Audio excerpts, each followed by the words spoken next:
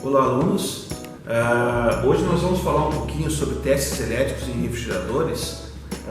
Especificamente nós vamos mostrar para você como a gente testa o compressor. Uma dúvida muito comum de campo, chega lá, tem um diagnóstico de compressor queimado, por exemplo. Será que está queimado mesmo? Então a gente vai aprender como é que a gente faz o teste para determinar se há algum problema nos enrolamentos do compressor ou mesmo se há uma fuga de corrente para a carcaça do compressor, para que vocês possam ter um diagnóstico ou fazer um diagnóstico com segurança. Adicionalmente também nós vamos mostrar para vocês como é que a gente reconhece os enrolamentos do compressor, como é que são esses enrolamentos, como que nós reconhecemos para poder determinar então onde que vai ser conectado o protetor térmico e onde que vai ser conectado o relé de partida naqueles compressores que usam relé de partida. Então inicialmente nós vamos mostrar para vocês, deixa eu retirar essa proteção aqui do compressor, para nós termos acesso então, ao compartimento onde estão localizados o relé de partida e o protetor térmico desse compressorzinho aqui nesse refrigerador. Aqui está.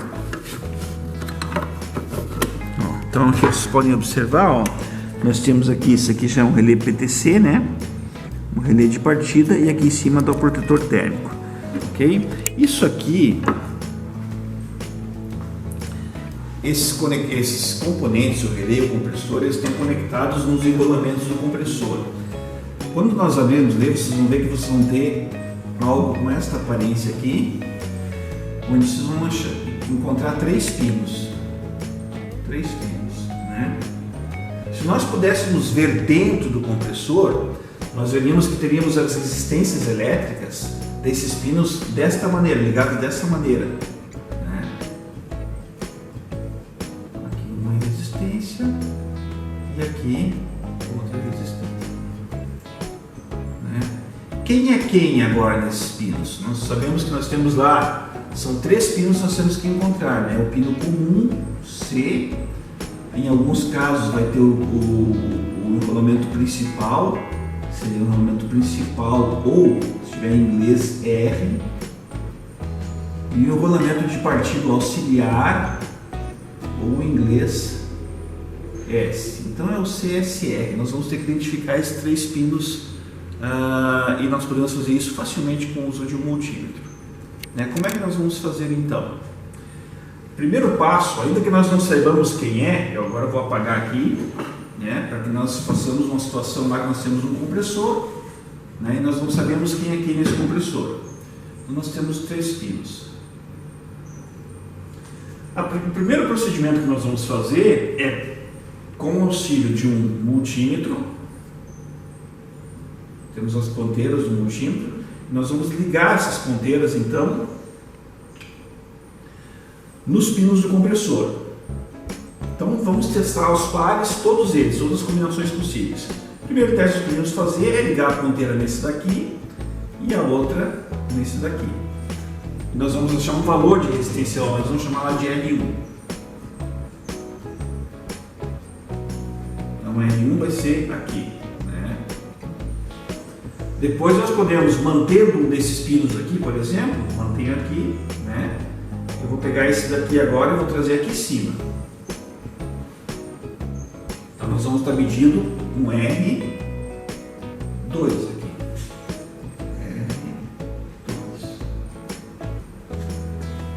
E depois eu posso fazer simplesmente trazer, por exemplo, esse daqui para cá. E eu vou estar medindo um R3.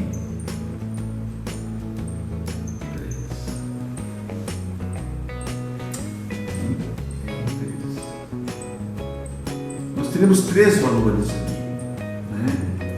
Eu agora vou trazer para vocês aqui novamente a representação da resistência, para que vocês compreendam o que nós estamos medindo, na verdade. O R1, se nós olharmos de novo a resistência do compressor, ela aqui representada, ela vai estar aqui. Todas as duas estão aqui. O R1, quando eu boto a ponta do multímetro nesses dois pontos aqui assim, o que o multímetro está lendo? Ele está lendo todo esse caminho que vem da primeira ponteira, passa por essa resistência e vem até a segunda ponteira. Então nós vamos ter aqui que o R1, na verdade, ele vai ser a soma do R2 mais R3. Fácil de identificar, né, pessoal? Bota a ponteira nesse ponto e nesse ponto, a leitura vai ser a soma das duas resistências, né?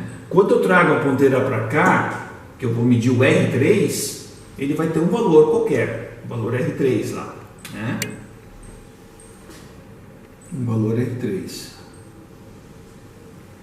E quando eu passo para cá, eu vou ler um R2 que vai ter um valor R2. Bom, a primeira coisa que nós já conseguimos identificar é que o maior valor de resistência que eu encontrei será o R1, porque ele é a soma de R2 mais R3, né? Então, quando eu identifiquei esses três valores e identifiquei que um deles é o maior de todos, eu identifiquei imediatamente o terminal comum do compressor, que é aquele onde vai ser ligado o protetor térmico. Ok? Então agora eu vou ter assim, eu tenho algumas possibilidades aqui. Eu tenho três resistências, né? Medir a maior delas, que é a soma das outras duas, e tenho outras duas para identificar. Eu vou observar o seguinte, que elas não são iguais, necessariamente elas não são iguais. Eu vou observar que existe uma diferença entre elas. Uma delas vai ser maior e outra vai ser menor. Então, um desses valores aqui será o menor valor dos três medidos, né? Vamos colocar como sendo o R2 o menor valor. Então, R2, tal que o R2 é menor que o R3. Então, esse aqui é o menor valor, tá? Menor valor.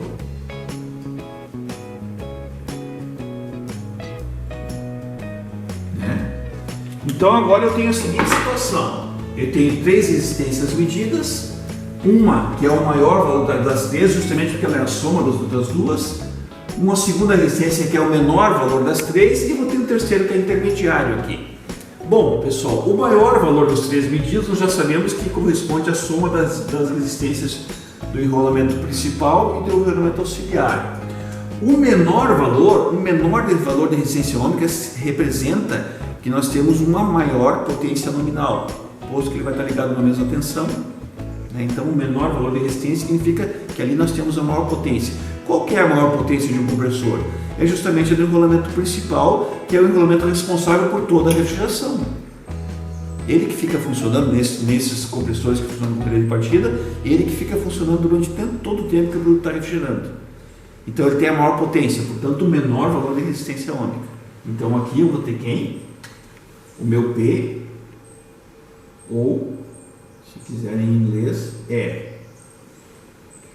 E sobrou o outro, que é o valor intermediário de resistência ômica, portanto representando uma potência um pouquinho menor que a potência do enrolamento principal, que é o enrolamento auxiliar. Por que ela é menor um pouquinho? Porque ela, na verdade, ela está ali presente para ajudar nos momentos de partida do compressor. É um torque auxiliar de partida, né? Então aqui eu tenho um enrolamento auxiliar, ou se tiver um compressor que tem essa sigla em inglês, tem o S. Então, nós mostramos para vocês como é que nós determinamos então os três valores de resistência ômica e a partir deles nós identificamos o pino C, o S e o R nos compressores. Agora nós vamos mostrar para vocês então, na prática, medindo no compressor real, essa identificação dos três valores e vamos então comprovar o que nós mostramos aqui como procedimento. Então, alunos, nós vamos agora fazer alguns exercícios medindo a resistência ômica desses dois compressores que nós temos aqui. Observe que os padrões são diferentes nos pinos do compressor, né? Por isso que eu acho interessante nós sabermos exatamente como fazer as medições, porque não importa que o padrão seja diferente, nós vamos saber o que nós estamos falando, né? E o que nós estamos medindo, tá? Então, nós temos aqui um multímetro. Um compressor ele tem uma potência bastante razoável assim. Então, normalmente são escalas de resistência ômica, nós vamos utilizar escalas de resistência ômica um pouco menores que vão nos dar uma leitura mais precisa para esse teste entre enrolamentos, né? Mas como a gente não sabe a princípio qual é o valor certo da resistência ômica dos enrolamentos, eu sugiro que nós começamos numa escala mais alta, né? Aí nós fazemos uma medição e verificamos se nós temos uma medição razoável. Ó, não ficou muito ruim de medir, né? Então nós podemos baixar um pouquinho. Ainda dá pra gente trabalhar um pouquinho. Eu já consegui identificar, nós vamos trabalhar por aqui mesmo. Então aqui eu vou ter medidas, ó, bem mais razoável, né? Ó, tá vendo? Então agora que nós já sabemos a escala, eu vou fazer a medida aos pares e vou, conforme a gente se propôs a fazer, anotar os meus R1, R2 e R3. Então aqui neste compressor que eu tenho aqui, eu vou representar aqui os pinos do compressor conforme eu estou enxergando, né? E vou dizer então que o meu R1 vai ser essa medida aqui, ó. R1. Então vamos ver, né? R1 deu, deixa ele acalmar um pouquinho, 50 ohms. Então R1, 50, se quiserem colocar a unidade, né? Ohms. Agora eu vou convencionar, veja que eu estou criando aqui na hora, quem é o meu R1, quem é o meu R2. Então eu vou dizer que o meu R2 serão esses dois pinos aqui. Tá? Então, para ser fiel ao que está lá no desenho, meu R2 serão esses dois pinos aqui. Vamos ver o que dá?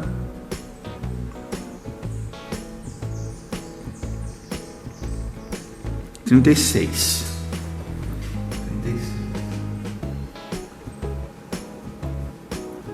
Aqui eu já poderia saber quem são todos eles, né? Porque eu tenho 50, tenho 36.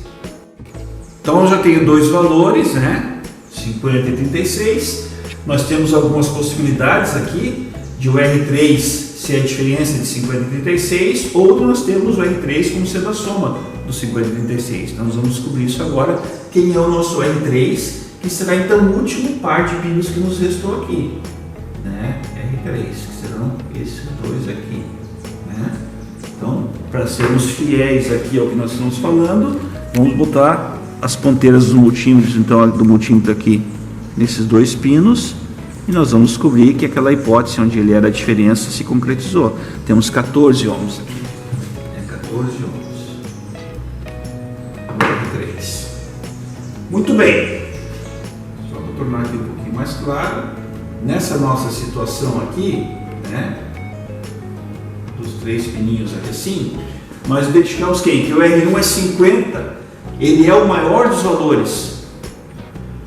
Portanto, nesse ponto aqui, este pino aqui, ó, ele será o comum, pino oposto à medição da maior resistência. Tá? Aqui vai o protetor térmico. Tá? Agora nós vamos procurar quem é o menor valor. O menor valor é o R3. O R3 é a resistência que está entre o pino comum e o pino da direita. Né? Entre o pino comum e o pino da direita. Ele é o menor valor de resistência ômica, portanto, é o enrolamento principal do compressor. Então aqui nós temos o enrolamento principal, P, ou se for lá no inglês, o R, né? E sobrou o outro aqui que é a intermediária, que vai ser então o enrolamento auxiliar, ou o S.